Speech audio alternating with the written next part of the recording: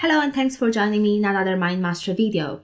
So, if you're familiar with the Jungian psychology and the ideas and theories that he promoted, you'll probably encountered a concept of synchronicity. Carl Jung spent quite a while on investigating this subject because he experienced synchronicities on quite a regular basis. So he was interested in finding out what actually caused it and how is it possible that something like this exists and if it exists on the first place. So the way he defines synchronicity is a principle that connects two unrelated events in a meaningful manner.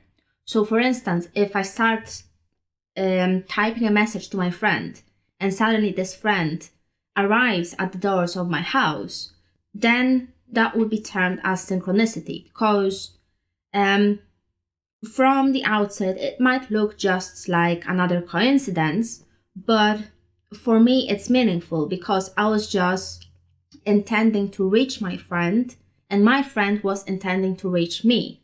So what happens is that there's no causal connection between these two events, and yet they are connected by meaning.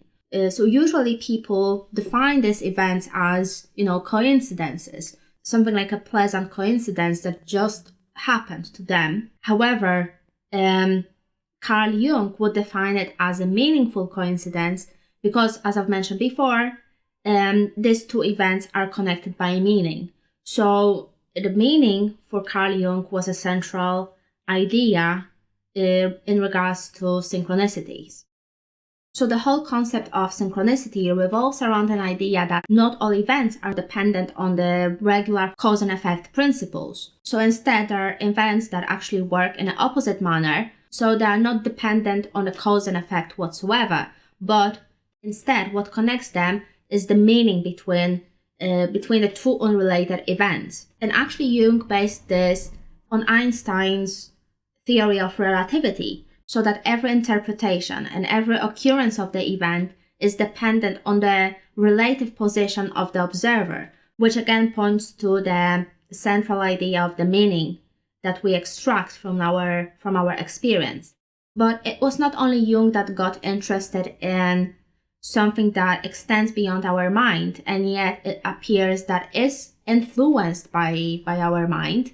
There has been a theory developed by Dr. Sheldrake, who proposed that our mind extends beyond our bodies. This is very consistent with an idea of the collective unconscious, because Jungian concept of the collective unconscious proposes that the more deeper you go into your psyche, the less boundaries between your own body and the external world you encounter. So actually, when you dig out deep into the collective unconscious, you will notice that boundary between the external world and your internal world isn't really that solid as people expect it to be. So Dr. Sheldrake's idea of the morphic fields is based on several research into people's intentions. So many of this research focused on, for instance,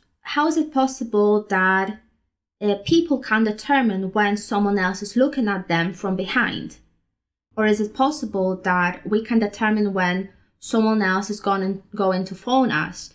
So again, this is that example which I stated on the beginning of this video where I was composing a message to my friend and she suddenly showed up at the doors of my house. So going with Dr. Sheldrake's idea, my intentions of reaching my friend and my friend's intentions of reaching me actually clashed, and that composed this moment of so-called synchronicity. This kind of research only demonstrates that something is possible and unfortunately doesn't really explain why something is happening and how we are able to do certain things. And I suspect this is because our unconscious is involved. So we cannot consciously force something to happen. This sort of synchronicities, if you like, they happen, unexpectedly, and they contain, like a high amount of element of surprise, we cannot consciously force things to happen our way. Of course, unless we're going to put a certain amount of work into, achieving our goal or meeting some people or, or doing certain activity. But going with the idea of the dualism, that everything in nature has its opposite side, it's not really magical that synchronicities happen. It's not really magical that there are events which are meaningful to us, but don't really contain any causal principle inside them. And unfortunately, people forget about it. People forget that everything in nature occurs in a dualistic manner. So what happens is that many people in the so-called spiritual cycles or involved with New Age and stuff like that, they've made almost a religion out of synchronicities. So you can see things like law of attraction or whatever else there is. Whereas in fact, these things are part of the nature and they will happen regardless whether we want them to happen or not.